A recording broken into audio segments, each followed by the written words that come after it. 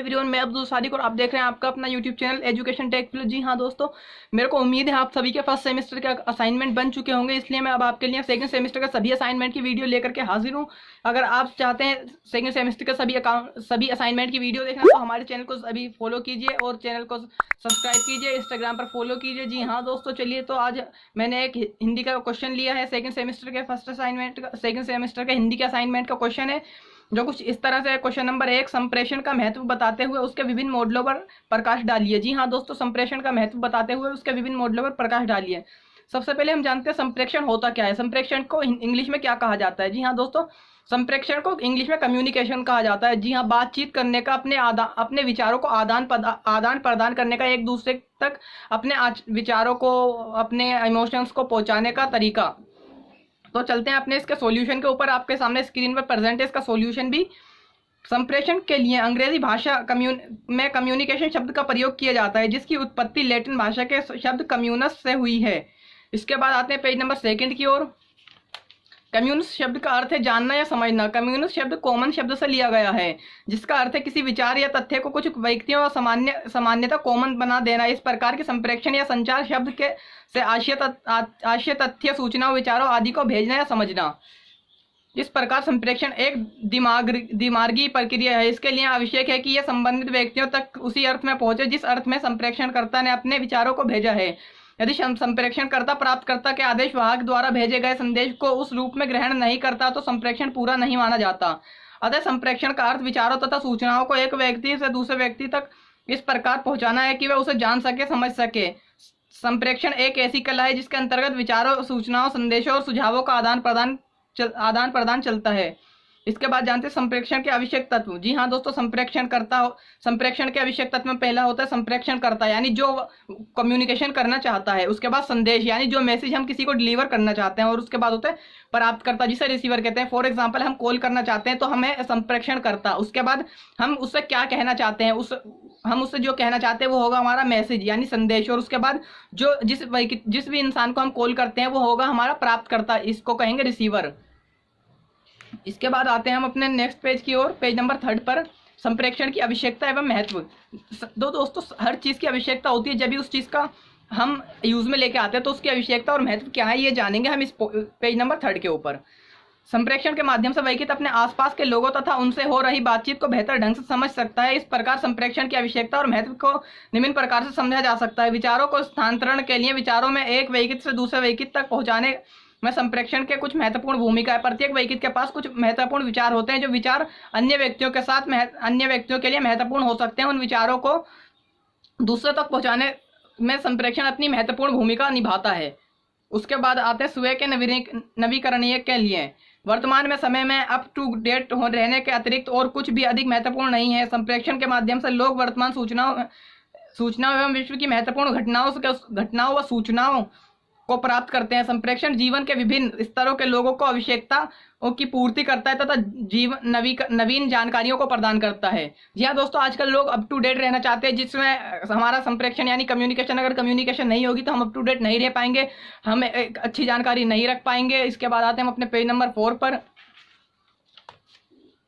शिक्षा के लिए छात्रों को पढ़ाने के लिए पाठ्यक्रम का अध्ययन सामग्री को लेकर शिक्षक और छात्रों में विचार के लिए संप्रेषण की आवश्यकता होती है। वैश्विक सांस्कृतिक जानकारी के लिए। जी हाँ दोस्तों, जब तक वैश्विक स्तर पर संवाद नहीं करते हैं तब तक वे बहुत सी चीज़ों का समझ नहीं पाते हैं। संप्रेषण के माध्यम से विश्व में होने वाले क्रियाकलापों की सूचना लोगों के पास पहुंचती है, जिससे संप्रेषण के द्वारा उनके जीवन संबंधी समस्याओं का समाधान संभव है। इसके बाद आते हैं संप्रेषण के विभिन्न मॉडल। जी हाँ दोस्तों, संप्रेषण के विभिन्न मॉडल क्या क्या होते हैं? नंबर 1 अरस्तु मॉडल, नंबर 2 हेराल्ड लास वेस मॉडल, नंबर 3 शेषन व विवर प्रतिमान, नंबर 4 बलो गतिशील प्रक्रिया मॉडल, नंबर 5 थिल व Bovee model, number 6 Markey model, number 7 लिग्नस का वर्ताकार प्रतिमान मॉडल, नंबर 8 वेस्टलेक और मैकलिन मॉडल, नंबर 9 किल्बर model, number 10 Gerbner model, number 11 Lesikar model. ये तो थे कुछ मॉडल जो मैंने आपके सामने बताया। इसके बाद आते हैं उनको एक्सप्लेनेशन से समझने के लिए। दोस्तों, ये मॉडल होते क्या हैं और ये कैसे काम करते हैं, यही मैं बताऊंगा। अरस्तु का संप्रेक्षण मॉडल, ये संचार का प्रारंभिक सरल साधारण मॉडल है। इसका प्रतिपादन अरस्तु द्वारा किया गया था, इसलिए इसे अरस्तु मॉडल कहा जाता है। इस मॉडल के अनुसार संप्रेक्षण प्रक्रिया में मनुष्य रूप से 3 एवं महत्वपूर्ण होते हैं: संप्रेक्षक, संदेश और श्रोता। जी हाँ दोस्तों, इसमें तीन महत्वपूर्ण अंग होते हैं, जिसका दे रखा है संप्रेक्षक। संप्रेक्षक वह वैकित होता है जो संप्रेक्षण यानी कम्युनिकेशन करना चाहता है। संदेश जो वैकित द्वारा उत्पादित किया जाता है। श्वेता वैकित का वह समूह होता है जो सुनता है। व्यवसायिक संप्रेक्षण के प्रकार, व्यवसाय के आधार पर संप्रेक्षण के प्रकार। अब मैं आपको बताता हूँ जो बिजनेस में यूज होते हैं संप्रेक्षण के प्रकार। और यहाँ पर गर्मी बहुत है, मैंने कूलर या पंखा इसलिए नहीं चला रखा क्योंकि मेरे वीडियोस में आवाज़ आएगी, इस वजह से आप वीडियो को ज़्यादा से ज़्यादा फॉलो करें, लाइक करें यार, क्योंकि बहुत ज़्यादा मेहनत लगती है। मैंने असाइनमेंट बहुत मेहनत से बनाया है इसके लिए, और इतनी गर्मी में वीडियो रिकॉर्ड कर रहा हूँ आप सभी के लिए। आपका भी कुछ फर्ज बनता है, आप मेरे को सपोर्ट करें, मेरे चैनल को सब्सक्राइब करें, ज़्यादा से ज़्यादा फ्रेंड्स के साथ शेयर करें। तो चलते हैं व्यावसायिक संप्रेषण के प्रकार। माध्यम के आधार पर संप्रेषण 2 प्रकार का होता है: शाब्दिक संप्रेक्षण और अशाब्दिक संप्रेक्षण। संबंधों के आधार पर औपचारिक और अनौपचारिक होता है, जिसे हम फॉर्मल और इनफॉर्मल के नाम से जानते हैं। और दिशा के आधार पर क्षैतिज संप्रेक्षण। इसके बाद आते हैं पेज नंबर 6 की ओर। Herald लार्वेस model. वर्ष 1948 में अमेरिकी वैज्ञानिक हेराल्ड लार्वेस ने प्रस्तुत किया। इसे दुनिया का पहला व्यवस्थित मॉडल कहा जाता है। इस मॉडल के अनुसार प्रेक्षक उचित माध्यम का प्रयोग करके प्राप्तकर्ता को अपने विचारों से संभावित कर सकता है। अरस्तु ने कहा जो संप्रेक्षक के महत्वपूर्ण मॉडल माना जाता है, वही लार्वेस ने माध्यम के से ज्यादा महत्व दिया। इनका मॉडल प्रश्न के रूप में था।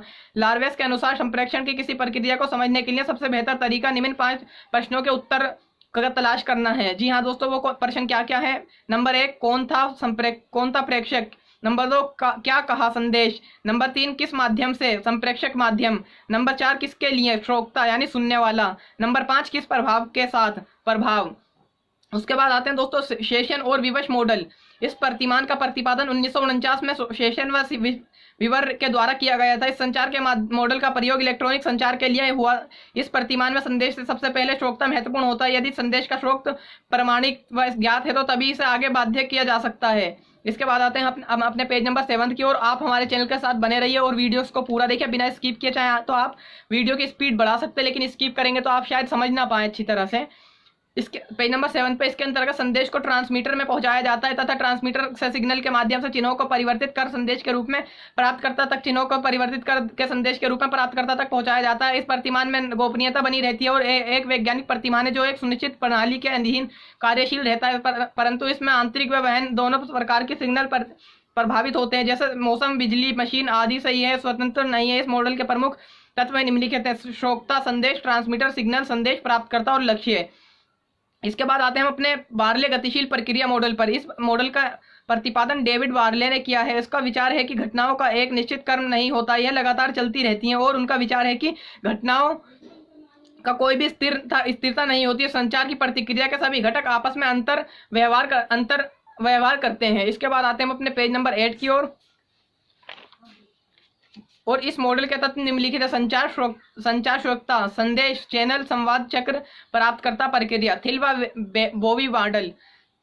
व बोवी मॉडल के अनुसार संचार प्रक्रिया विचार से प्रारंभ होकर प्रतिक्रिया तक चलती रहती है। जब तक किसी के मस्तिष्क में कोई विचार आता है तो वह पहले संदेश में बदल जाता है, इसके बाद संदेश भेजा जाता है। उसके बाद तथा संदेश प्राप्त करने वाला संदेश प्राप्त करके उसका विश्लेषण करता है, इसके बाद वह उस पर अपनी प्रतिक्रिया प्रदान करते हैं। जी हाँ दोस्तों, यहाँ पे एक वर्ड आ रहा है प्रतिक्रिया, जिसको हम इंग्लिश में फीडबैक के नाम से जानते हैं। इस मॉडल में समाहित घटक निम्नलिखित है: विचार का संदेश के रूप में परिवर्तन, संदेश का संप्रेषण, प्राप्तकर्ता द्वारा संदेश प्राप्ति, प्राप्तकर्ता द्वारा प्रतिपुष्टि द्वारा वही है फीडबैक, उसका आंसर देना।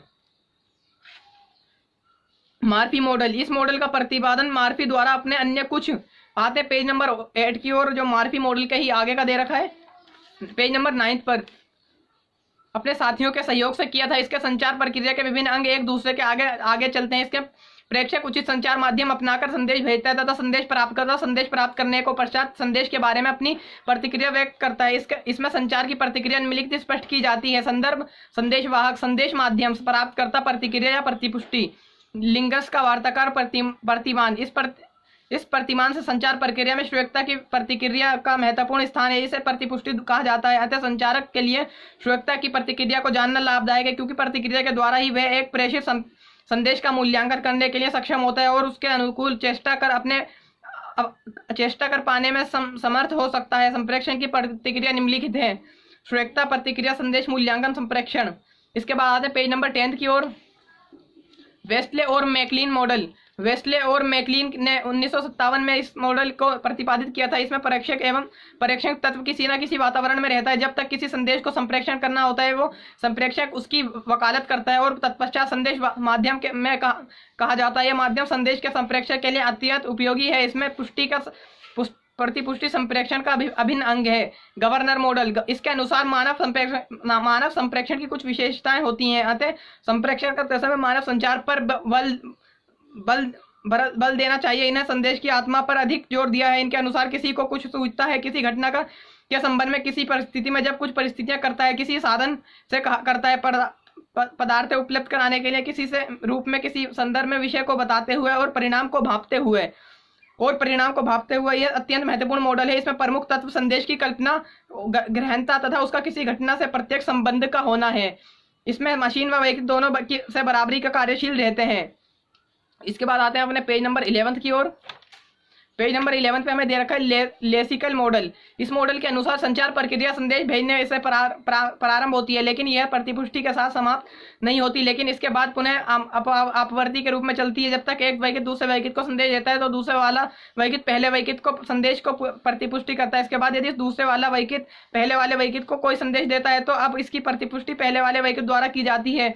इसका प्रतिपुष्टि प्रक्रिया: स्रोत, प्रतिपुष्टि, संदेश, संप्रेषक, संकेतन, संकेत, वाचन, प्राप्ति, माध्यम।